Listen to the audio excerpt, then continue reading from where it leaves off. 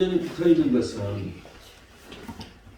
우리가 하나님과 어떤 관계를 맺고 있느냐에 따라서 의미가 달라진다고 보여집니다.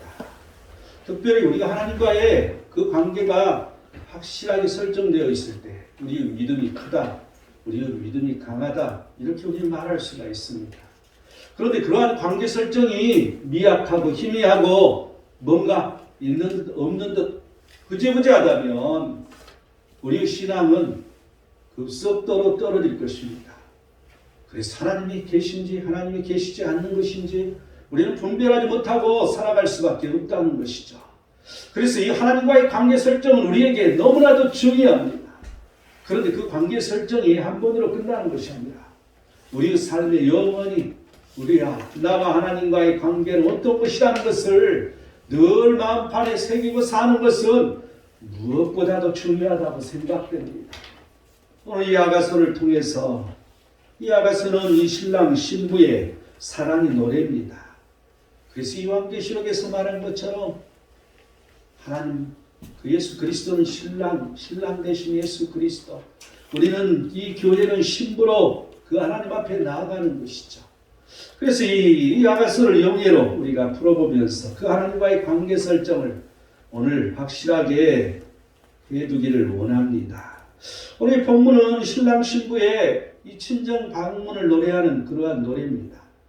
그래서 그들이 결혼을 하고 이제 친정을 방문한 그때 부르는 그 노래죠. 그래서 5절 이 전반절 말씀은 합창단의 노래인데 친정을 방문하는 이 신랑 신부의 행렬을 간략하게 묘사하고 있습니다.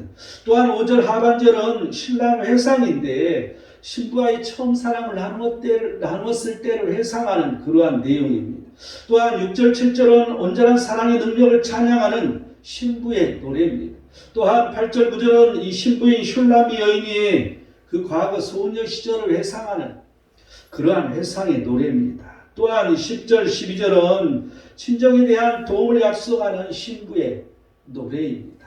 우리는 이러한 이 코러스 합창단의 이 노래를 우리가 자세히 살펴보면서 신랑이신 그 예수님 하나님과 우리의 관계를 어떻게 설정해야 할 것인지를 우리는 생각해 보도록 하겠습니다.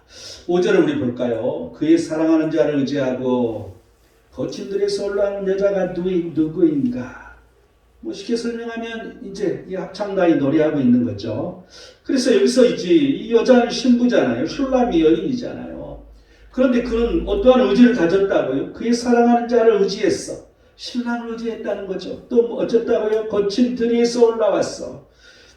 우리는 이러한 것들을 볼 때 이 성도라는 것은 하나님을 의지하고 살아야 된다는 걸 알 수가 있고 어떤 환난에서도 하나님만을 의지하고 살아야 된다는 것을 보여주는 대목이라고 생각이 됩니다. 그래서 우리가 하나님을 의지한다는 것, 또한 오직 하나님만을 의지하고 산다는 것, 이렇게 우리 자신들은 하나님만을 의지하고 살아야 되는 거죠. 그런데 이러한 성도들은 하나님과 어떻게 관계를 맺을 것인가? 관계 설정 첫 번째 5절 하반절 말씀을 봅시다. 너로 말미암아 내 어머니가 고생한고 너를 낳은 자가 있은 그곳 사과나무 아래에서 내가 너를 깨웠노라. 이 신랑의 이 해상은 처음 사랑의 이 해상은 이게 이제 오늘을 이렇게 의역을 해보면 내가 너로 하여금 나를 사랑하도록 부추겼다. 또 내가 너를 사랑함으로 고무시켰다. 이런 의미로 우리는 깨웠다는 이 의미를 해석할 수가 있습니다. 쉽게 설명하면 부르심인 것이죠. 우리와 하나님의 관계는 부르심의 관계라는 것입니다. 그들이 신랑 신부로서 이 관계가 이루어졌던 것은 그 신부가 불렀기 때문에 또한 그렇게 만들었기 때문에 그런 신랑 신부의 관계를 맺었다는 거죠. 그래서 우리 하나님과의 관계 설정 첫 번째는 부르심의 관계입니다. 하나님은 우리를 부르셨을 뿐만 아니라 우리가 그 하나님을 믿도록 만드신 그 하나님이시라는 거죠. 그런데 어떻게 부르셨냐는 거죠. 사과나무 아래에서 불렀다고 말합니다. 이 사과나무는 어떻게 생각하면 여러분 사과나무 보셨습니까? 울퉁불퉁하고 아주 막 뒤틀려서 자기 마음대로 이렇게 움직이고 있어요. 또한 어떻게 보면 그냥 왠지 이 나무가 열매에 비해서 너무나도 늙은 것처럼 느껴지는. 그런데 그 열매만은 신선하다는 거죠. 이 사과나무는 붉은 색깔을 띠고 이 둥근 형태의 즙이 많은 신선한 열매를 생산한다는 거죠. 우리가 쉽게 이 생각한다면 어떻게 부르셨는가? 신선한 열매로, 열매의 부르심이라는 거죠. 하나님께서 우리를 부르실 때 항상 열매를 맺도록, 싱싱한 열매를 맺도록, 신선한 열매를 맺도록 그렇게 부르셨다는 것을 우리는 깨달을 수가 있습니다. 또한 이 사과나무는 이 가지들이 옆으로 이렇게 계속해서 뻗어나갑니다. 이러한 것들을 볼 때, 이 여러 방향으로 자꾸 분개가는 걸 볼 때, 여러 방향으로 퍼지는 것을 우리가 생각할 때 퍼지라는 거죠. 복음을 말해주고 있습니다. 이 하나님께서 우리를 부르심을, 그 부르심의 관계는 복음의 부르심의 관계라는 것이죠. 우리가 입술을 열어 그 예수 그리스도 그 사명을 온전히 감당하라는 것입니다. 또한 이 사과나무는 그냥 한순간에 이 꽃을 피웠다 없어져 버리는 그러한 나무가 아니라 늘 세세 대대 상당히 오랜 세월 동안 성장하면서 퍼지는 것을 우리는 알 수가 있습니다. 그래서 이 성장의 부르심이라는 거죠. 그냥 한순간에 성장하는 것이 아니라 점진적으로 천천히 차근차근 계속해서 성장하라는 것입니다. 이 부르심의 관계는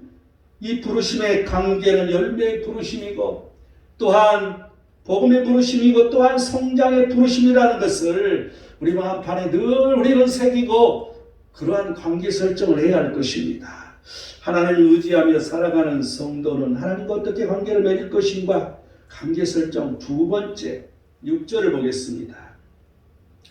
너는 나를 도장같이 마음에 품고 도장같이 발에 두라. 두 번째는 인장의 관계라는 거죠. 이 인장의 관계가 뭐 어떤 도장을 찍는 관계인가 이런 관계가 아니고 여기서 말하는 이 인장은 이 당시 사람들은 인장을 팔에 이렇게 묶어서 가지고 다녔대. 그들의 문화인 것이죠. 히브리인의 문화죠. 우리나라의 문화로 말한다면 실과 바늘의 관계 뭐 이렇게 말할 수 있겠죠. 그래서 떨어질래야 떨어질 수 없는 관계라는 것을 의미하고 있습니다. 그래서 이 하나님과의 관계 설정은 절대 우리는 떨어질 수 없어. 반드시 바늘이 가는 곳 실이 가듯이 우리는 가야 돼. 이처럼 이 두 번째는 인장의 관계라는 것을 여러분 기억하시기 바랍니다. 이 신부는 결혼을 통해서 연합을 한 것이죠. 그래서 두 사람이 결코 떨어질 수 없는 관계를 지금 선언할 뿐만 아니라 또한 자신을 영원히 사랑해 줄 것을 요청하고 있는 것을 우리는 알 수가 있습니다. 이 신부는 신랑에게 변치 않는 사랑을 소망하고 있다는 거죠. 우리 또한 우리 모든 성도들은 험한 인생의 여정 속에서 끊임없이 그 그리스도의 그 사랑이 우리에게 임하기를 원해야 되는 것입니다. 끊임없는 보호와 인도하심을 우리는 늘 간구하며 살아야 된다는 거죠. 그래서 떨어질래야 떨어질 수 없는 이러한 관계가 되어야 할 것입니다. 여기서 이 인장의 관계는 무엇을 의미하는 것인지 쉽게 설명하면 사랑인데 사랑을 요청하는 그러한 것을 말하고 있는데 6절 하반절을 볼까요? 사랑은 죽음같이 강하고 질투는 수월같이 잔인하며 불길같이 일어나니 그 기세가 여호와의 불과 같으니라고 말해주고 있습니다.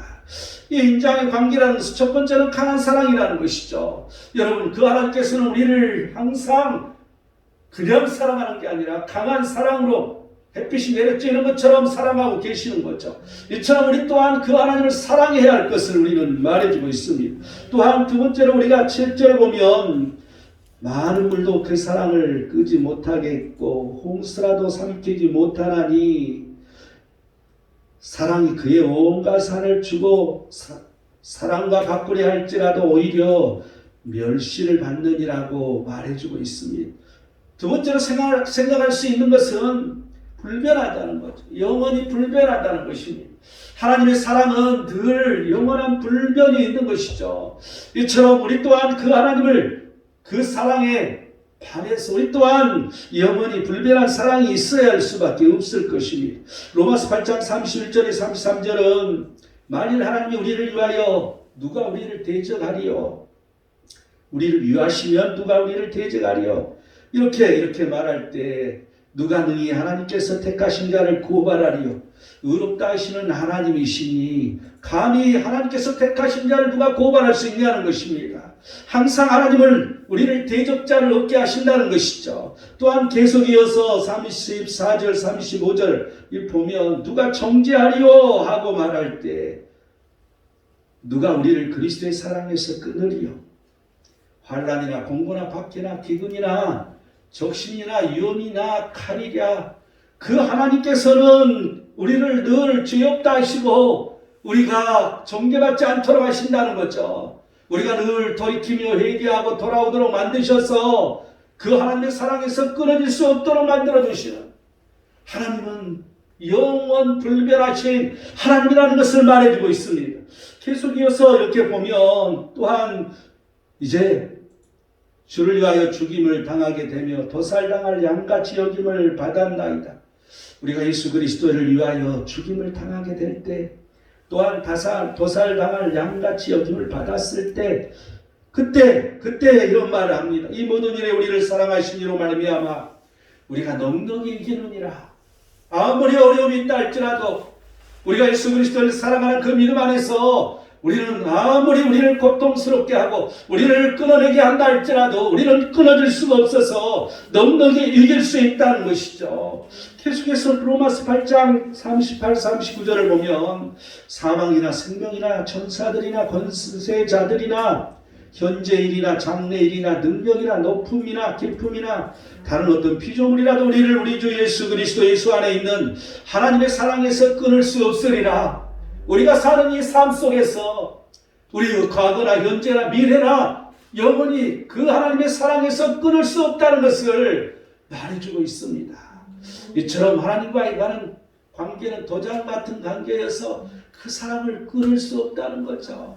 그런데 질투의 하나님이심을 우리는 기억해야 됩니다. 여기서 보면 질투에 대한 말이 나오잖아요. 불길 같다고 질투가 불길 같아서 그 기세가 여호와의 불과 같으리라고.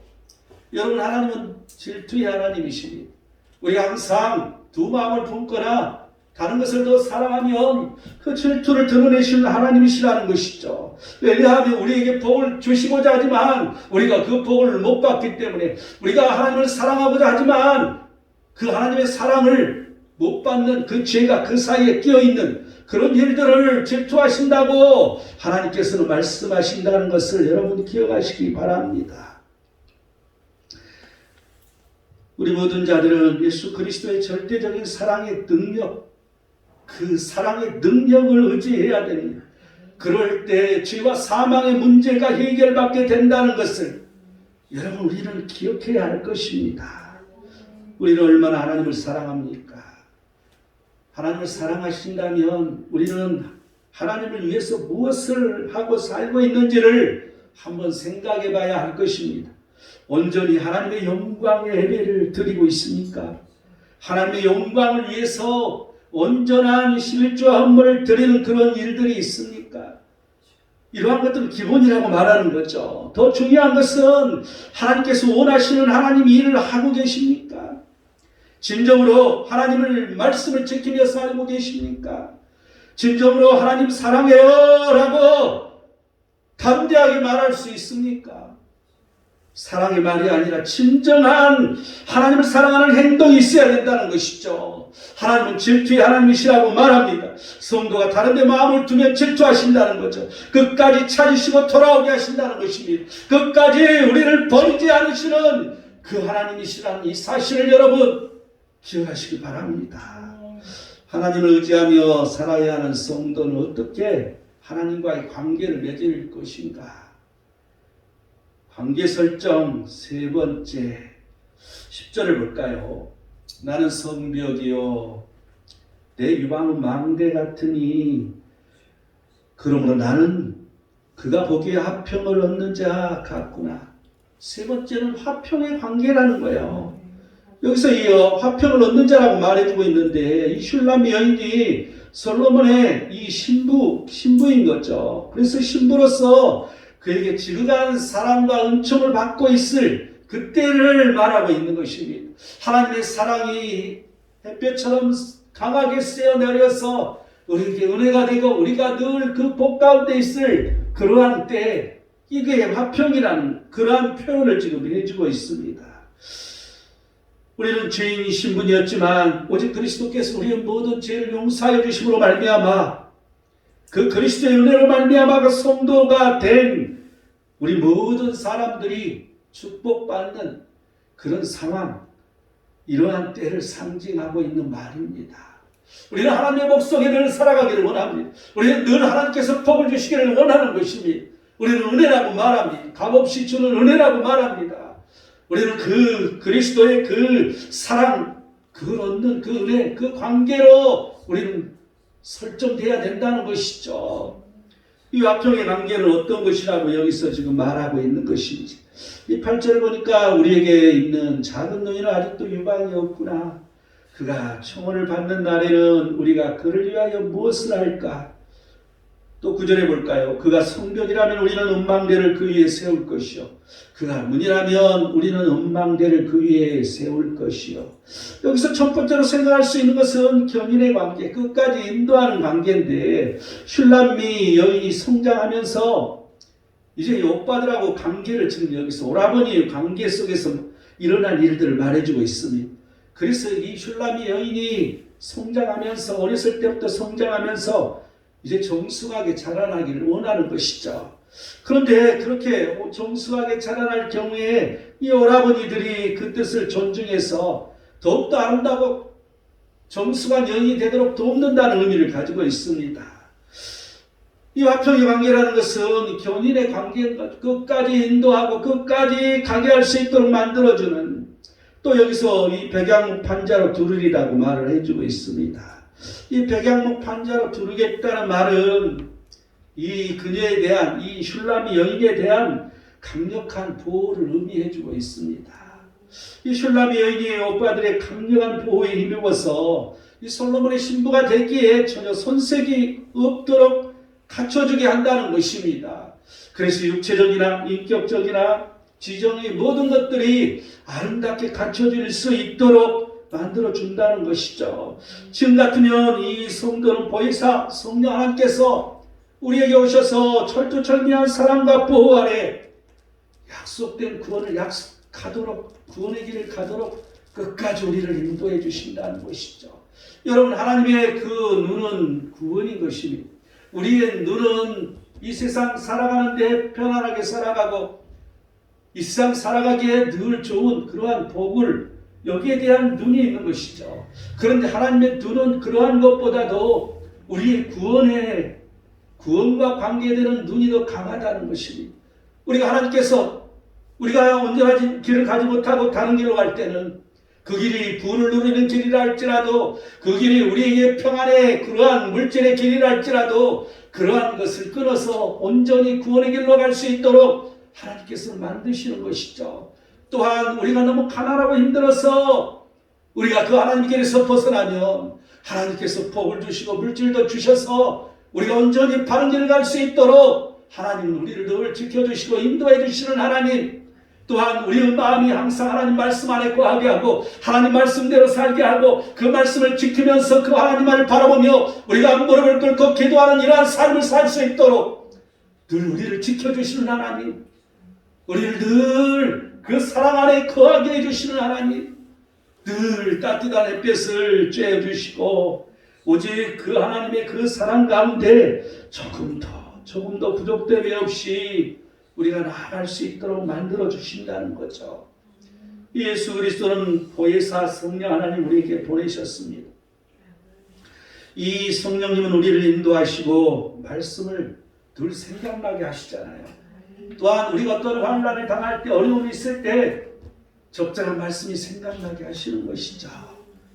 또한 이 성령님의 인도 따라 말씀이 육신으로 오신 예수 그리스도 그 앞으로 나아갈 수 있도록 틀을 만들어 주신다는 것입니다. 오직 이 성령님의 인도 따라 우리는 하나님의 뜻대로 살아가야 된다는 것이죠. 우리는 그걸 그리스도의 제자라고 설명합니다. 이 그리스도의 제자로서 부족됨이 없이 성장할 수 있도록 만들어주시고 우리를 끌어가신다는 것입니다. 우리가 온전히 앞길을 가지 못할 때, 우리가 늘 넘어질 때 우리에게 손을 내미시고 우리를 일으켜 세워주시는 하나님, 우리가 온전한 길을 가지 못하고 다른 길을 갈 때 늘 우리를 돌이켜서 회개하게 해주시는 그 하나님, 그 하나님께서 오늘도 우리에게 말씀하십니다. 너와 나는 사랑의 관계일 뿐만 아니라 화평의 관계라. 너와 나는 끊을래야 끊을 수 없는 그런 관계라는 것을 말씀해주고 계시는 것입니다. 하나님을 의지하며 살아가는 성도는 하나님과 어떻게 관계를 맺을 것인가? 관계 설정. 네 번째, 마지막 11절을 볼까요? 솔로몬이 바알 하몬의 포도원이 있어 지키는 자들에게 맡겨두고 그들로 각기 그 열매로 말미암아 은천을 바치게 하였구나. 네 번째는 포도원과의 관계입니다. 하나님과 우리의 관계는 이 포도원과의 관계라. 여러분, 예수님께서는 마태복음, 누가복음, 요한복음, 마가복음 그 복음서에서 수없이 포도원의 비유에 대한 말씀을 하십니다. 그 포도원은 교회인 것이죠. 그래서 여기 내가 속한 그 포도원이 내 앞에 있구나. 여기서 이 바알 하몬이라는 것은 많은 무리 중에 주라는 뜻입니다.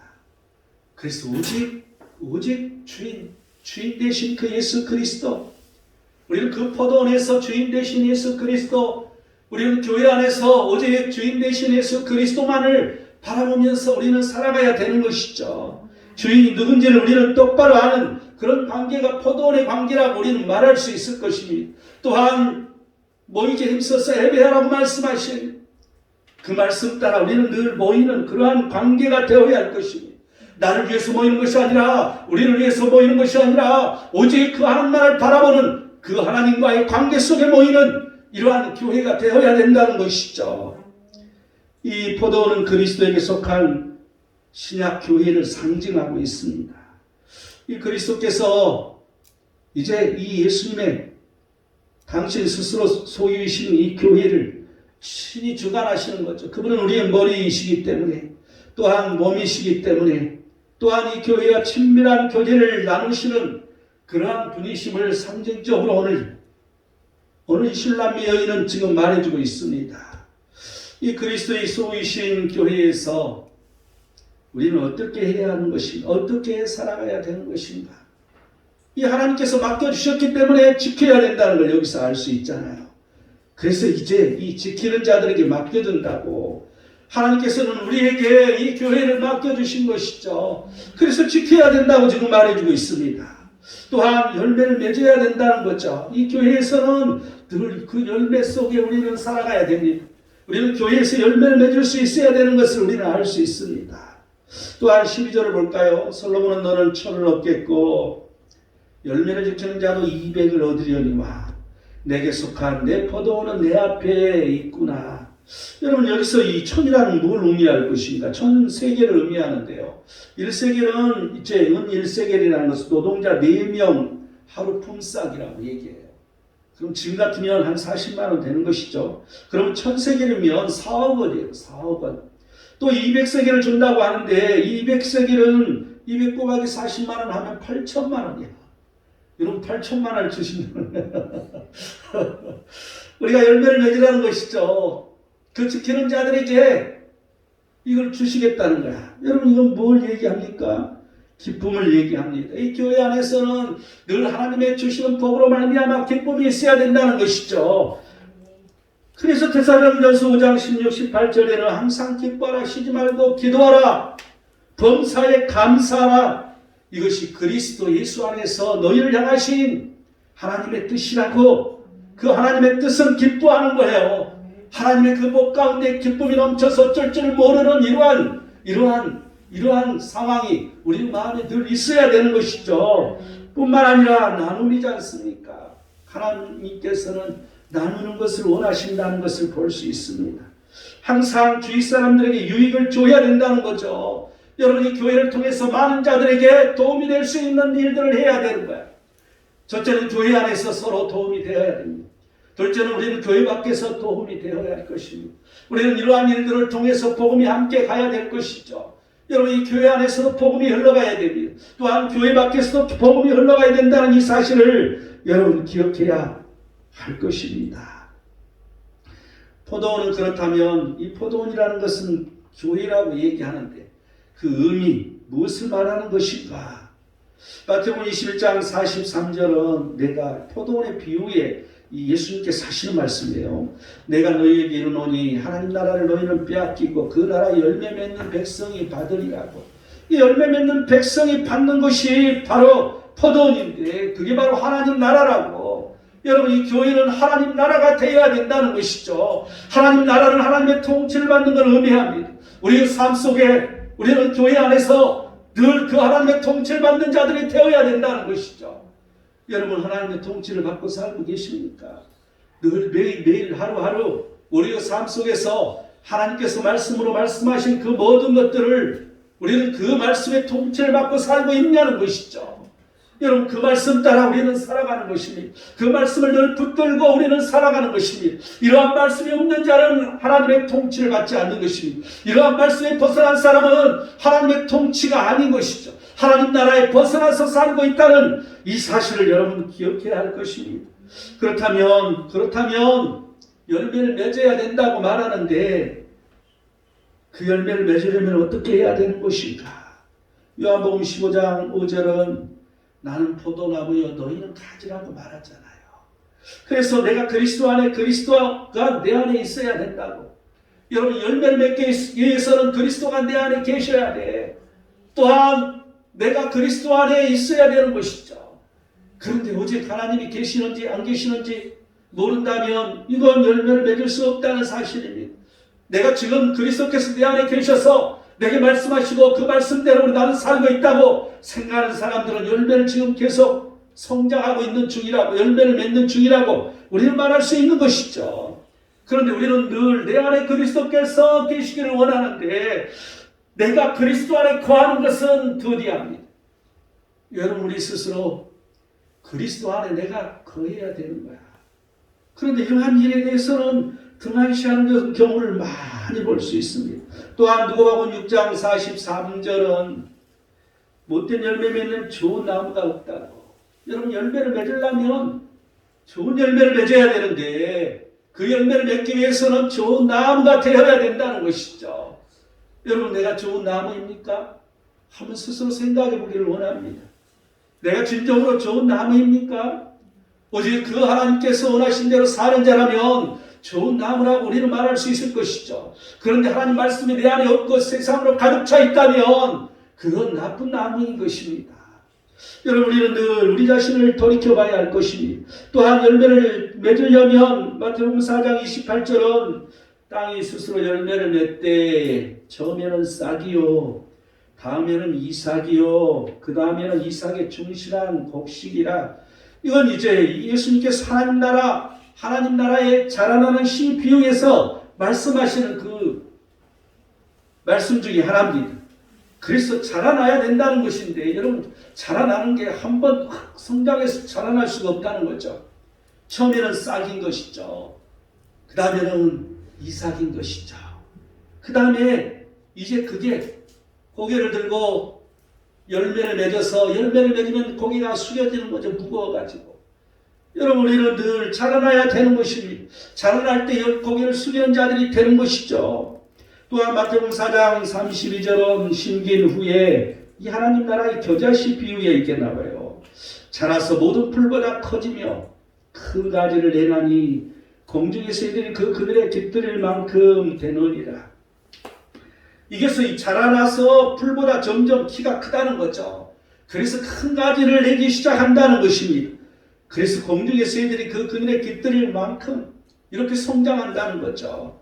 여러분 이 공중의 새들이 깃들일 만큼이라는 것은 이제 자기가 성장할 뿐만 아니라 다른 사람에게도 유익을 줄 수 있는 사람을 말하는 것이죠. 다른 사람에게도 혜택을 줄 수 있는 사람을 말하는 것이죠.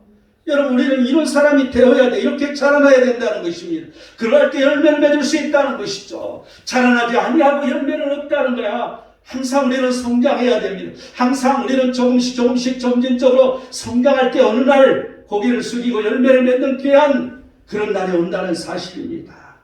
이 열매를 맺지 못하면 어떻게 되는 것인가? 이 열매는 예수님께서는 회개의 열매를 말씀해 주고 계십니다. 우리가 구원받기 위해서 우리의 모든 죄를 회개하고 하나님 앞에 나갔을 때 그 회개의 열매를 맺어야 된다는 걸 말해주고 있는데, 이 열매를 맺지 못하면 누가복음 13장 7절은 심판을 말해주고 있죠. 이제 이 포도원 지기가 무화과 나무를 심었는데 3년이 되었어. 그래서 3년 만에 돌아와서 무화과 나무가 열매가 맺었나 안 맺었나 봤더니 열매를 맺지 않았더라는 것이죠. 그러면 당연히 찍어버리라는 것이죠. 땅만 버리기 때문에 찍어버리라고. 여러분, 열매를 맺지 못하면 심판이 있다는 것을 우리는 알 수가 있습니다. 또한 요한복음 15장 2절은 열매를 맺지 못하는 가지는 아버지께서 그것을 제거해 버리신다. 그런데 열매를 맺는 가지는 더 많이 열매를 맺을 수 있도록 해주신다. 여러분, 이 열매를 맺지 못하면 제거가 일어난다는 것이죠. 우리 삶에 제거가 일어난다는 거야. 또한 열매를 맺으면 어떻게 되는 것인가? 우리가 열매를 맺었을 때 더 많이 열매를 맺는다고 그랬는데, 열매를 맺는 자에게는 무슨 일이 있냐는 거죠. 요한복음 4장 36절은 거두는 자가 이미 삭도 받고 영생에 이르는 열매를 모으나니, 여러분, 영생을 얻는다는 거죠. 열매를 맺어야만 영생을 얻을 수 있다는 것을 우리는 알 수 있습니다. 그런데 살이란 말이 나오잖아요. 이어서 38절을 보면 요한복음 4장 38절을 얘기하는 거죠. 내가 너희로 노력하지 아니한 것을 거두러 보내었노니 다른 사람들은 노력하였고 너희는 그들이 노력한 것에 참여하였느니라. 열매를 맺는 자는 삭신이 있는데 상급이 있다는 걸 말해주고 있잖아요. 그런데 거두는 자의 삭신인데 다른 사람이 노력한 것에 참여하기만 해도, 여러분, 우리가 전도를 열심히 하는데 내가 전도를 못해도 거기에 참여만 해도 거기에 대한 상급이 있다는 것이죠. 여러분, 우리는 이 말씀을 늘 잘 알아야 됩니다. 이건 최소한 일꾼에 대한 이 말씀인데, 우리는 최소한 일꾼이 되어야 되는 것이죠. 아니, 우리가 전도에서 그 사람들이 무슨 열매를 맺는 사람이야? 전혀 그렇지 않는 것이죠. 그런데 하나님 보시기에는 열매를 맺는 것이 보였기 때문에 우리에게 전도를 원하시는 것이죠. 그래서 그를 데려와서 그가 자라나고 성장하여서 결국에는 열매를 맺을 수 있다는 이 사실을 여러분 기억하시기 바랍니다. 그래서 열매를 맺는 자에게는 반드시 하나님께서 거두는 자의 삭도 있다는 이 사실을 여러분 기억하시기 바랍니다. 요한복음 15장 7절은 너희가 내 안에 거하고 내 말이 너희 안에 거하면 무엇이든지 원하는 대로 구하라. 그러야 하면 이루리라고. 여러분, 구하여 이룬다는 것. 열매 맺는 자들에게 이런 일이 있어. 그런데 열매도 없고 자라나지도 않았는데 늘 구하기만 하는 것이죠. 이러할 때는 이루는 것들이 적은 것이죠. 또 거의 없는 경우도 생기는 것이죠. 그래서 열매를 맺을 때 구하여 이룬다는 사실, 열매를 맺기 위해서는 우리가 자라나야 된다는 사실. 그런데 자라나는 것도 순서가 있어서 이삭이고 차근차근 자라나서 정말 우리가 열매를 맺을 때 그 하나님 앞에 우리가 구하면 이루어진다는 것이죠. 또한 요한복음 15장 8절은 열매를 많이 맺으면 내 아버지께서 영광을 받으신다고. 또한 너희는 내 제자가 되리라. 여러분, 예수 그리스도의 제자가 되는 것, 하나님의 제자가 되는 것은 열매를 맺는 자여 제자가 된다는 것을 우리는 알 수가 있습니다. 우리는 열매 맺는 자로 그리스도의 제자가 되어야 할 것입니다. 결론을 맺겠습니다. 하나님 의지하며 살아가는 성도는 하나님과 어떻게 관계를 맺을 것인가, 관계 설정, 부르심에 합당한 자가 되어야 된다는 거죠. 하나님과 떨어질 수 없는 관계로 살아야 된다는 것입니다. 하나님은 아버지시고 우리는 그의 자녀의 관계로 살아가야 된다는 것이죠. 또한 교회에서 복을 받고 충성 봉사로 열매 맺는, 자라나서 열매 맺는 그런 관계로 살아야 된다는 것입니다. 이러한 은혜와 이러한 관계가 모두 다 하나님과 확실하게 설정되어서 진정으로 하나님의 영광이 나타나며 진정으로 그리스도의 제자가 되는 우리 모든 자들이 되시기를 축원드립니다. 기도하겠습니다. 하나님께서 오늘도 말씀하시니 우리가 진정으로 부르심에 합당한 자가 되기를 원하오며 오직 하나님과 떨어질 수 없는 관계로 오직 하나님만을 붙들고 오직 하나님의 자녀로 우리가 교회 안에서 오직 예수 그리스도 그 이름으로 하나님 앞에 담대히 나아가 예배하는 자로 하나님 구성에 붙들어 주시고 인도하여 주시고 우리가 그 말씀 따라 충성봉사하여 이 쌍 땅까지 복음을 증거하는 자로 하나님 축복하시옵소서. 오 할렐루야. 거룩하신 예수 그리스도의 이름으로 기도드립니다. 아멘.